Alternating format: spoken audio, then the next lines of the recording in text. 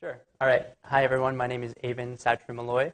I am the youngest on this panel. I recently graduated in 2013. Actually, when I met Joe, he said, "Oh, wow, you're a baby." So I am. I recently graduated, but I think I'm trying to fill the young alum role on the panel. I'm Kathy Kale. I graduated in 1986, which makes me seem old, but I'm not as old as Brent, so that's my saving grace for tonight. I graduated with a degree in marketing and a minor in philosophy.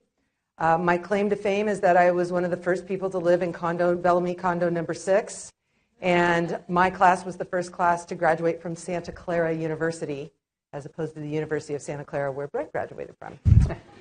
It's fun to be up here with Kathy. I knew her as she was a year younger than I when I was here at Santa Clara University, or University of Santa Clara as we used to like to call it. Now my class, Ron's class, we were the last all-male class.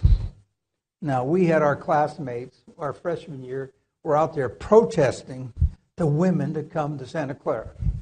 And those guys were the first guy in line to date all the women. And he was our number one protester. I will say my first time ever at the Hut was as a sophomore, and I got in by showing my access card. I would not recommend you do that now, but it worked back then.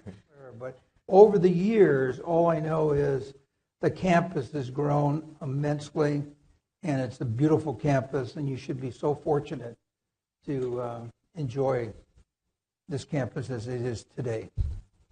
And I was thinking of transferring, and Pat Malley talked me into staying here, and he said, you know what, you're never going to get a better education than the Santa Clara education, and that degree is going to matter someday. And he was dead on. I'm from Helena, Montana, and in Montana, in the winter, it's always frigid.